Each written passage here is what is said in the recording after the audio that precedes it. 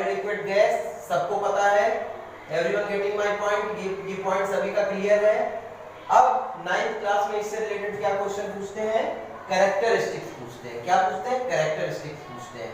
कोई एक वर्ड दे देंगे, उस वर्ड को लेकर के हमको डिवाइड करना रहेगा सॉलिड लिक्विड एंड गैस को। तो अभी हम क्या करते हैं, solid liquid and gas, solid liquid and gas. Solid क्या होता है, अगर हम इनको डिवाइड करेंगे तो कोई एक चीज को लेकर के डिवाइड करेंगे। क्या, जैसे सबसे पहले हमने लिया शेप, या सबसे पहले हमने लिया स्पेस। क्या लिया, स्पेस। स्पेस पहले लेते हैं, स्पेस। अब स्पेस किस चीज का स्पेस, मैंने बताया हुआ था मैटर किससे मिलकर बना होता है, पार्टिकल्स से मिलकर बना होता है। तो पार्टिकल्स का स्पेस सॉलिड में कैसा रहता है, लिक्विड में कैसा रहता है एंड गैस में कैसा रहता है। इस चीज को लेकर के हम सबसे पहला पॉइंट लिखेंगे। और जब एग्जाम में ये आएगा तो ऐसे आएगा कि स्पेस को लेकर के सॉलिड लिक्विड एंड गैस को डिवाइड करना या डिफरेंस बताना। तो स्पेस क्या रहता है, इसके लिए हम क्या करेंगे, एक छोटा सा रे डायग्राम बनाएंगे सॉलिड का। सॉलिड में क्या होता है, पार्टिकल्स बहुत ज्यादा नजदीक होते हैं, बहुत ज्यादा पास पास होते हैं, उनके बीच स्पेस बहुत कम होता है। और मैंने ये भी बताया हुआ था कि जो पार्टिकल्स होते हैं उनके बीच में एक अट्रैक्शन फोर्स काम कर रहा होता है। तो जब इनके बीच की गैपिंग ना के बराबर है, बहुत कम स्पेस है, तो इनका जो फोर्स अप्लाई हो रहा होगा आपस में एक दूसरे पर, अट्रैक्शन फोर्स, वो बहुत ज्यादा होगा, है ना। दूसरा चीज लिक्विड, लिक्विड का रे डायग्राम में क्या रहता है, पार्टिकल्स थोड़ा दूर दूर रहते हैं, पार्टिकल्स थोड़ा दूर दूर रहते हैं। गैस में क्या रहता है, गैस में बहुत ज्यादा दूर दूर रहते हैं, बहुत ज्यादा दूर दूर रहते हैं, है ना। तो इसमें क्या रहता है, इसमें जो फोर्स ऑफ अट्रैक्शन होता है वो बहुत ज्यादा वर्क कर रहा होता है, इसमें थोड़ा कम वर्क कर रहा होता है, और इसमें ना के बराबर वर्क कर रहा होता है। फोर्स ऑफ अट्रैक्शन ना के बराबर हो रहा होगा, ठीक है। अब इसके आगे बढ़ते हैं। एक पॉइंट हमारा क्लियर हो गया, क्या, स्पेस। अब इसके बाद हम नेक्स्ट कोई लेते हैं शेप। शेप अभी मैंने इससे जस्ट पहले बताया हुआ है स्पेस में कि पार्टिकल पास पास होते हैं, इसलिए मैंने इस पॉइंट को पहले बता दिया हुआ है। अब अगर हम शेप को अब डिस्कस करेंगे तो ज्यादा अच्छे से समझ में आएगा। अगर ये पार्टिकल्स अच्छे से एक दूसरे से फिक्स हैं, इनके बीच में अट्रैक्शन फोर्स बहुत ज्यादा है, तो ऑब्वियस सी बात है कि सॉलिड का जो शेप होता है वो फिक्स होता है। जैसे ये मार्कर सॉलिड है तो ये इसका शेप क्या है, फिक्स है। इस व्हाइट बोर्ड का शेप क्या है, फिक्स है। लिक्विड फेस फिक्स नहीं होगा, शेप फिक्स नहीं होगा। क्यों नहीं होगा, वाटर को अगर हम ग्लास में लेकर रखते हैं तो वो ग्लास के शेप में रहता है, अगर उसको हम फर्श पर गिरा देते हैं तो उसका शेप, ग्लास का शेप तो अलग था, फर्श पे गया शेप चेंज हो गया।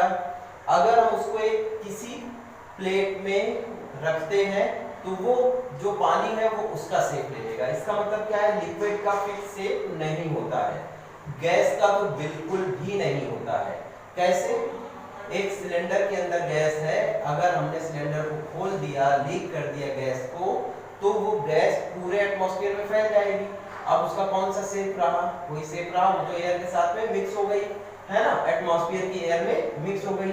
तो इसका मतलब क्या है, शेप के अकॉर्डिंग हमारा सॉलिड का एक फिक्स शेप होता है, लिक्विड जिस बर्तन में रखा जाएगा उसका शेप ले लेता है, गैस का कोई शेप नहीं होता है, ठीक है। नेक्स्ट, अभी ये क्या है, ये डिफरेंस ही तो है, difference between solid liquid and gas. About कोई एक पॉइंट को लेकर के हम डिफरेंस बता रहे हैं, है ना। तो अभी इसके बाद नेक्स्ट कोई टॉपिक लेते हैं, डेंसिटी ले लेते हैं। चलिए डेंसिटी लेते हैं। डेंसिटी, डेंसिटी, डेंस मतलब क्या होता है, पास पास। डेंसिटी किसकी सबसे ज्यादा होगी, सबसे पास पास पार्टिकल इसमें है, सॉलिड में है सबसे ज्यादा डेंसिटी होगी, इसमें कम डेंसिटी होगी, इसमें और कम डेंसिटी होगी। ठीक है, ये पॉइंट क्लियर हुआ। डेंसिटी सबसे कम किसमें है? गैस में। सबसे ज्यादा किसमें है? सॉलिड में। किसी को कोई प्रॉब्लम? No problem. ठीक है, ये तो छोटे छोटे से पॉइंट है, सिंगल सा एक मैंने बोल दिया, आपको समझ में आ जाना चाहिए। इसके बाद क्या रहता है? एक काइनेटिक एनर्जी। एक पॉइंट क्या है? Kinetic energy. काइनेटिक एनर्जी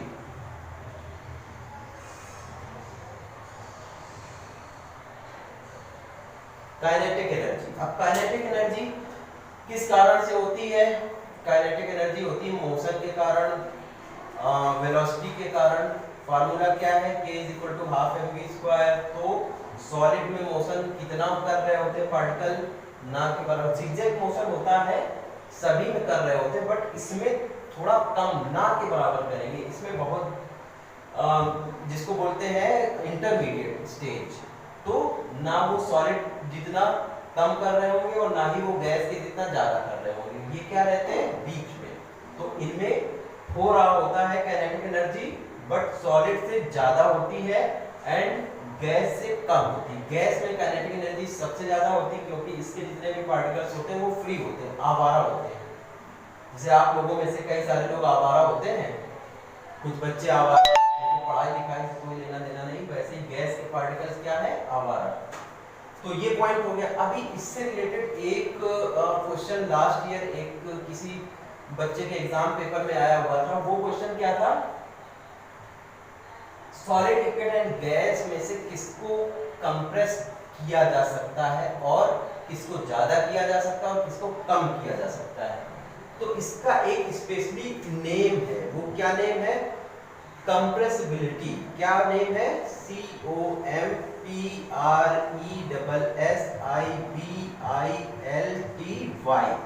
क्या है?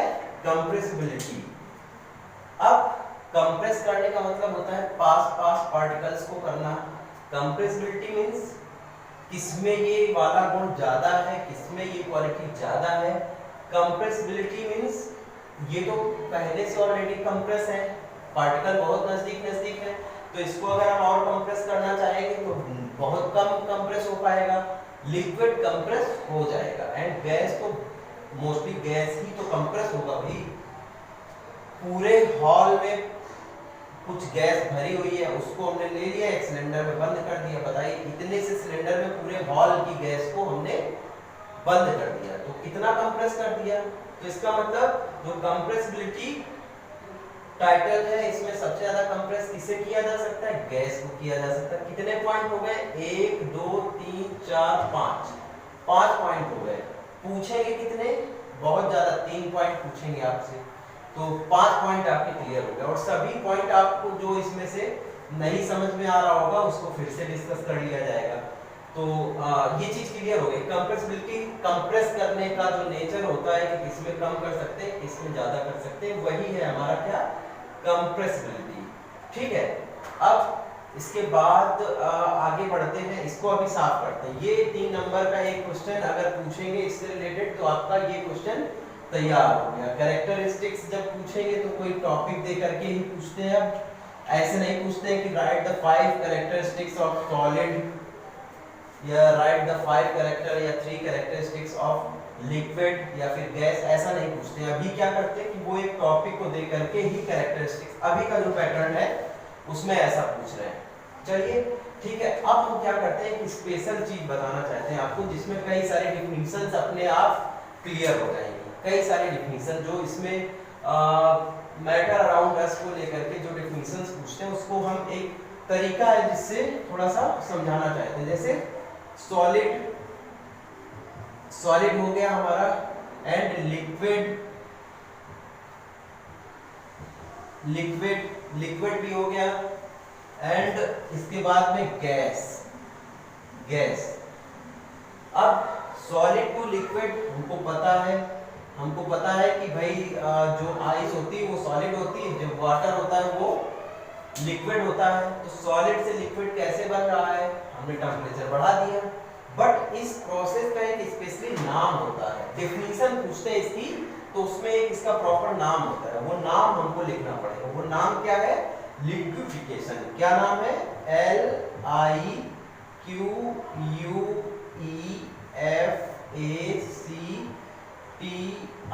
LIQUEFACTION।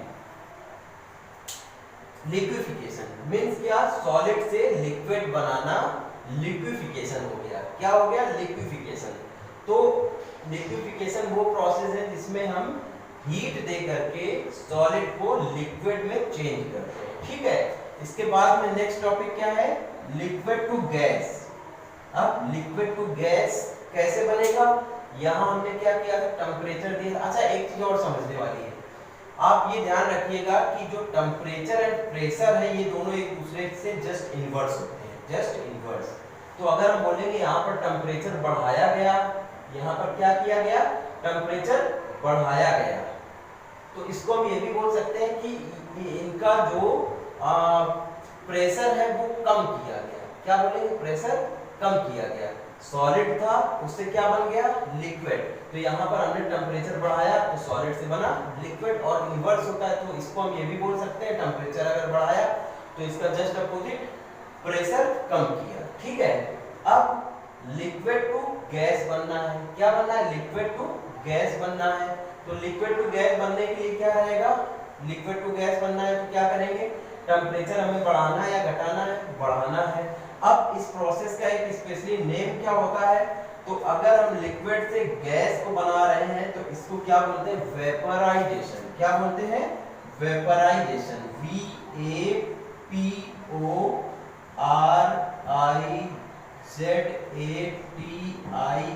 VAPORIZATION। वेपराइजेशन क्या बोलते हैं? वेपराइजेशन। वेपर का बनना वेपराइजेशन हो जाता है। ठीक है, तो ये नाम याद रखना है आपको कि लिक्विड से गैस को बनाने को क्या बोलते हैं? लिक्विड की फॉर्म से गैस की फॉर्म में जब किसी को हम लाते हैं तो इसको बोलते हैं वेपराइजेशन। अब इन्वर्स चलेंगे, उल्टा। गैस से हमको क्या बनाना रहेगा? लिक्विड। गैस से लिक्विड। ये इसका एग्जांपल अभी बहुत आसान सा है। अगर फ्रिज से हमने कोई एक पानी की बोतल निकाल के रख दी और वो बोतल पर छोटे छोटे से पानी की बूंदें चारों तरफ से इकट्ठी हो जाती हैं, वो हमारा यही एग्जांपल है। एटमॉस्फेयर का जो मॉइस्चर है, जो गैस की फॉर्म में है, वो जब बोतल से टकराता है तो बोतल से टकराने पर बिल्कुल छोटे छोटे से पार्टिकल रहते हैं, तो वो जैसे ही टकराते हैं बोतल ठंडी है तो वो तुरंत पार्टिकल ठंडा हो जाता है, तो वो गैस की फॉर्म से सीधे लिक्विड की फॉर्म पे आकर के इस पर चिपक जाता है। वो मुझको बूंदें दिख रही होती हैं। वो ऐसा तो नहीं होता है कि अंदर का पानी बाहर बूंदों के रूप में, नहीं, ऐसा नहीं होता है। तो फिर गैस टू लिक्विड, अब इसका नाम क्या होता है? इसका क्या नाम होता है? कंडेंसेशन। क्या नाम होता है? CONDENSATION।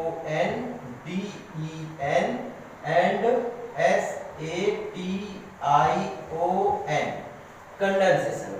नाम क्या है? कंडेंसेशन। अब मोस्ट इंपॉर्टेंट चीज अभी एक चीज और बच रही है, इसको बता दें। Liquid to solid, liquid to solid, liquid to solid. तो लिक्विड टू सॉलिड अगर हमको क्या करना है तो क्या करेंगे? अगर हमारा लिक्विड में है उसको सॉलिड में चेंज करना है तो क्या करेंगे? यहाँ पर हम इसको क्या हीट देंगे या हीट लेंगे? एनर्जी देंगे या एनर्जी लेंगे? क्या करेंगे? अगर लिक्विड है, जैसे हम आइस हमको जमानी, तो वहां पर तो कूलिंग करना पड़ता है ना, तो टेम्परेचर हम ले रहे हैं या दे रहे हैं? टेम्परेचर कम कर रहे हैं, तो यहाँ से अगर हम टेम्परेचर कम करेंगे तो क्या बन जाएगा? सॉलिड। Example ice. ठीक है, अब इसको बोलते क्या है? इस वाले प्रोसेस को क्या बोलते हैं? क्या बोलते हैं? सॉलिड बना रहे हैं तो क्या बोलते हैं इसको? सॉलिडिफिकेशन। क्या बोलते हैं? सॉलिडिफिकेशन। ठीक है, अब जो सबसे इंपॉर्टेंट चीज थी, जो अभी मैंने बोला कि इंपॉर्टेंट एक टॉपिक हमारा छूट रहा है, वो टॉपिक ये है कि एक इसी से रिलेटेड क्वेश्चन पूछते हैं, सब्लिमेशन क्या है? ऐसा करके, व्हाट इज सब्लिमेशन? एंड इससे कई सारे क्वेश्चन और भी पूछे जाते हैं। सब्लिमेशन जिसका आंसर रहता है, सब्लिमेशन से रिलेटेड बहुत सारे क्वेश्चन होते हैं, वो आप लोग अभी जब पढ़ेंगे तो डिस्कस करिएगा, तो उसके बताएंगे उसको।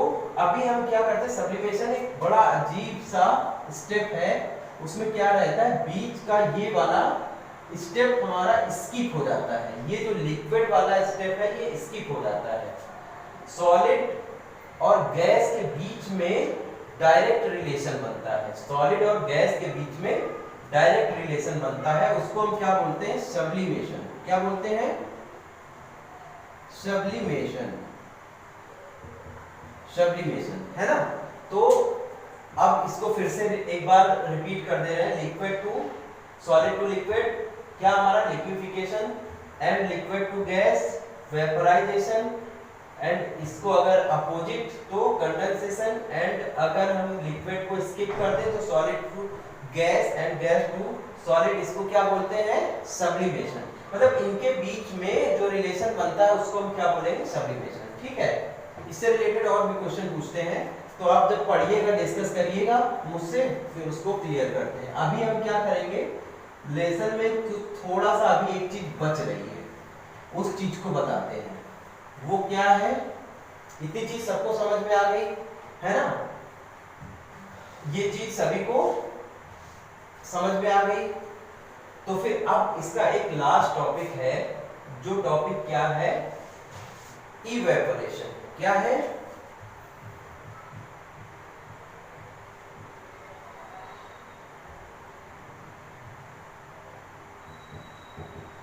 इवेपोरेशन। ये क्या होता है? बहुत आसान। एक हमने कोई बर्तन ले लिया, कोई एक बर्तन ले लिया और इसमें हमने क्या किया? लिक्विड भर दिया, कोई पानी भर दिया, वाटर है इसके अंदर। क्या है? वाटर। और इसको थोड़ा सा हीट किया। हीट किया तो क्या होगा? यहाँ से वेपर बनेगी और ऊपर सब उड़ जाएगी गैस के फॉर्म में। हमारा पानी क्या होगा? वेपराइजेशन हो रहा है। अब ये जो वेपर बनना, बनकर उड़ जाना, इसको वेपराइजेशन बोलते हैं। यहाँ पर जो सबसे ऊपर की लेयर होती है, पानी की सबसे ऊपर वाली लेयर, यहाँ पर अपने आप, मतलब अगर हम टेम्परेचर नहीं भी बढ़ाएंगे तो भी ऊपर जो लेयर रहती है वहां के पार्टिकल्स को थोड़ी सी भी एनर्जी मिलती है तो वो तुरंत वेपर बन के उड़ जाते हैं। तो सबसे ऊपर वाली लेयर में क्या हो रहा होता है? इवेपराइजेशन। क्या होता है? इवेपराइजेशन। क्या होता है? इवेपराइजेशन। कैसे होता है? सबसे अभी इसको और क्लियर कर देते हैं। देखिए और अच्छे से समझ में आ जाना है। अब आप मेरी बात समझिएगा जरा। यहाँ पे भी पार्टिकल होंगे, यहाँ पे भी पार्टिकल होंगे, ठीक है?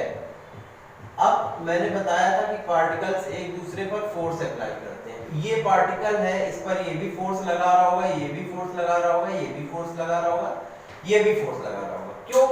ऊपर की लेयर है पानी की, नीचे भी लेयर है पानी की, तो इस वाले पार्टिकल्स पर, जो नीचे पार्टिकल रहते हैं, उन पर फोर्स ज्यादा रहता है, अट्रैक्शन फोर्स ज्यादा रहता है। तो इनकी एनर्जी जो होती है वो कम रहती। सबसे ऊपर वाले जो हैं वो बिल्कुल आजाद होना चाहते हैं, समझ रहे हैं? वो उड़ना चाहते हैं कि थोड़ी सी एनर्जी मिली, वेपर बन के उड़ गए। तो ये चीज होती पूरे पानी में ही है, लेकिन इवेपोराइजेशन जो होता है वो सबसे ऊपर वाली लेयर में होता है। अब जब ऊपर वाली पूरी ये पार्टिकल्स बन करके वेपर उड़ जाएंगे तो नीचे वाली लेयर जो है वो ऊपर वाली लेयर बन जाएगी, उसमें भी यही चीज होनी। तो इवेपोराइजेशन क्या होता है ये आपको समझ में आया? सबसे ऊपर वाली लेयर में जो पार्टिकल्स हैं उनकी काइनेटिक एनर्जी बढ़ना और वेपर बन के उड़ जाना, इवेपोराइजेशन है, ठीक है? अब इसकी डिफिनीशन तो पूछते ही हैं, ये तो आपको समझ में आ गई होगी। अब इससे रिलेटेड एक चीज पूछते हैं, वो फैक्टर्स पूछे जाते हैं कि कौन से फैक्टर्स ऐसे हैं जो इवेपोराइजेशन को बढ़ाते हैं और कौन से फैक्टर ऐसे जो इवेपोराइजेशन को घटाते हैं। तो सबसे पहला फैक्टर लिखते हैं हमारा फैक्टर्स। फैक्टर्स में सबसे पहला फैक्टर हमारा क्या है?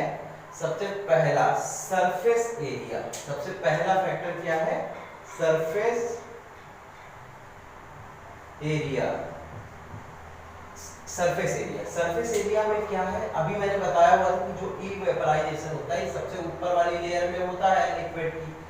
तो सरफेस एरिया अगर बड़ा होगा तो इवेपोराइजेशन तेजी से हो रहा होगा, अगर कम होगा तो धीरे धीरे हो रहा होगा। जैसे अगर सपोज हमको चाय पीनी है और मुझे ऑफिस भी जाना है, मुझको ऑफिस जाने के लिए लेट हो रहा है, तो हम क्या करेंगे, एक कोई प्लेट लेंगे, उसमें चाय को डालेंगे, तो चाय जल्दी जल्दी से ठंडी होगी, जल्दी जल्दी से ठंडी होगी। क्यों ऐसा हो रहा है? क्योंकि उसका जो सरफेस है वो बढ़ रहा है, तो क्या हो रहा है, वो ठंडी होगी। क्यों? कौन सा इवेपोराइजेशन तो हो ही रहा है, लेकिन वो जल्दी से ठंडी हो रही है। क्यों? ज्यादा कांटेक्ट में आ रही है एटमॉस्फेयर के, ज्यादा ऊपर वाली लेयर ज्यादा कांटेक्ट में आ रही है। तो अभी फिलहाल हम इवेपोराइजेशन को ऐसे बताएंगे कि अगर आप घर पर भी ऐसा कर सकते हैं कि एक ग्लास में थोड़ा सा पानी लीजिए, इतना सा पानी लीजिए और उसको एक कमरे में रख दीजिए। उतना ही पानी एक बड़ी सी प्लेट में रखिए और कुछ देर के बाद आप देखिए, जैसे आप सुबह ऐसा करिए और शाम को फिर जा करके देखिए, तो कौन सा पानी सबसे ज्यादा तेजी से वेपर बन के उड़ा होगा? प्लेट वाला। क्यों? सरफेस एरिया ज्यादा था उसका, ग्लास में कम सरफेस एरिया था, है ना। तो सरफेस एरिया अगर बड़ा है तो इवेपोराइजेशन तेजी से होता है। तो surface area is directly proportional to evaporation. ठीक है। इसके बाद दूसरा फैक्टर क्या है? दूसरा टेम्परेचर। टेम्परेचर, अगर हम टेम्परेचर बढ़ाएंगे तो इवेपोराइजेशन तेजी से होगा, तो डायरेक्टली प्रोपोर्शनल टू इवेपोराइजेशन। ठीक है। एंड इसके बाद थर्ड पॉइंट, एक क्वेश्चन ऐसा भी पूछते हैं कि विंड स्पीड से क्या इवेपोराइजेशन पे इफेक्ट डालती है? यस। तो अभी यही पॉइंट ले ले रहे हैं, क्या विंड स्पीड, विंड स्पीड, अगर हवा तेज चल रही है, अगर हवा तेज चल रही है तो इवेपोराइजेशन तेजी से होगा। क्यों? आपका ये एक बर्तन में पानी रखा हुआ है, वेपर बन के ऊपर इकट्ठी हो रही है, अगर हवा तेज चल रही है तो ये वेपर जल्दी से हवा में मिलके हट जाएगी, यहाँ से ये जगह खाली होगी, दूसरी हवा आई, फिर वेपर बन के उड़ा, तो तेजी से होने लगता है। क्यों? क्योंकि जो हवा के पार्टिकल होते हैं उन्हीं के बीच में ये पानी की जो वेपर बन रहे होते हैं, वाटर वेपर, वो इन्हीं के बीच में स्पेस, खाली स्पेस में आते हैं और उड़ जाते हैं। फिर ये जगह खाली होती जाएगी, नीचे की लेयर्स ऊपर की लेयर बनती जाएंगी। तो अगर हवा तेज चल रही है तो इवेपोराइजेशन तेजी से होता है, is directly proportional to evaporation. ठीक है। इसका लास्ट पॉइंट क्या है? सबसे लास्ट पॉइंट, ह्यूमिडिटी। ह्यूमिडिटी सबको पता है क्या होता है? ह्यूमिडिटी क्या होता है? अगर हवा के बीच में, हवा के पार्टिकल्स के बीच में वाटर के पार्टिकल आ जाते हैं, वाटर क्या होता है? वाटर हमारा अगर वेपर फॉर्म में है तो उसमें तो हीट के कारण वेपर फॉर्म में आता है, और फिर वो अगर हवा के पार्टिकल्स के बीच में आ गया तो फिर क्या रहता है? नहीं कहते आज बड़ी ह्यूमिडिटी हो रही। ह्यूमिडिटी मींस क्या है? कि हवा के पार्टिकल्स के बीच में वेपर के पार्टिकल्स आ चुके हैं, जो कि वाटर वेपर है। और आपको पता है जो भाप होती है वो गर्म होती है, आपको बहुत अच्छे से पता है कि एक क्वेश्चन ये भी पूछा जाता है कि गर्म पानी अगर किसी की हथेली पे टच हो गया है, गिर गया है, तो उसको ज्यादा जलन होगी, या फिर वेपर उतनी ही क्वांटिटी की वेपर से वो जल गया है, तो कौन सा ज्यादा? क्योंकि latent heat of vapour, water vapour ज्यादा है तो एनर्जी भी उसमें ज्यादा होगी, तो वो ज्यादा जलन होगी। तो ह्यूमिडिटी, ह्यूमिडिटी क्या है? ह्यूमिडिटी, ह्यूमिडिटी में मैंने क्या बताया कि वाटर का वेपर एयर के पार्टिकल्स के बीच में जब आते हैं उसको हम बोलते हैं ह्यूमिडिटी। अब ऑलरेडी अगर ह्यूमिडिटी बहुत ज्यादा है, इसका मतलब कि हमारे जो पार्टिकल्स ऑफ एयर हैं, पार्टिकल्स ऑफ एयर, उसमें already particles of water vapour खूब सारे आ चुके हैं, इसको ह्यूमिडिटी बोलते हैं। ये हमने ब्लैक डॉट जो दिखा है, ये तो कुछ सर्कल बनाए हुए, वो मैंने एयर का पार्टिकल शो कर दिया, एंड जो बीच बीच में ये ब्लैक कलर के डॉट बनाए, ये सपोज कि ये हमारा वाटर वेपर के पार्टिकल है। तो वाटर वेपर के पार्टिकल्स अगर बीच बीच में आ जा रहे हैं तो एक स्पेस जो है वो तो फिल हो गया। अब और ज़्यादा इवेपराइजेशन होने के लिए ये स्पेस ही नहीं बच रहा है। क्यों? पूरे एटमॉस्फेयर में ह्यूमिडिटी बहुत ज़्यादा हो गई है। तो अगर ह्यूमिडिटी बहुत ज़्यादा हो गई है तो इवेपराइजेशन की स्पीड धीमी हो जाती है। ठीक है, तो इज इनवर्सली प्रोपोर्शनल टू इवेपराइजेशन, है ना। ये आज की टॉपिक का सबसे लास्ट टॉपिक था। आज जो चीजें जो टॉपिक्स हमने डिस्कस की सबसे लास्ट था। इस वाले लेसन में इससे रिलेटेड भी क्वेश्चन पूछे गए, इसलिए मैंने इसको भी ले लिया। ह्यूमिडिटी से रिलेटेड क्वेश्चन पूछा गया है। अभी क्या है, जो लेसन मैंने ये कंप्लीट कराया मैटर अराउंड अस, इसके अगली वाली क्लास जो रहेगी उसमें हम आएंगे मैटर अराउंड अस प्योर, उस पे आएंगे। तो ये वाला लेसन आई थिंक कि 2 क्लासेस की हुई है, ये लेसन कंप्लीट हो गया है। अगर एक दो कोई पॉइंट मिस हो रहा है, मिसिंग पॉइंट है कुछ, तो आप जो चीजें मैंने पॉइंट्स बताए उनको डिस्कस करिए मेरे से, एंड जो भी आपको इसमें कुछ प्रॉब्लम आ रही है वो भी मुझसे शेयर करिए, फिर उसको देखते हैं। कोई पॉइंट मिसिंग हो रहा है उसको मैं बता दूंगा अगर आप आगे मुझसे डिस्कस करते हैं। ठीक है।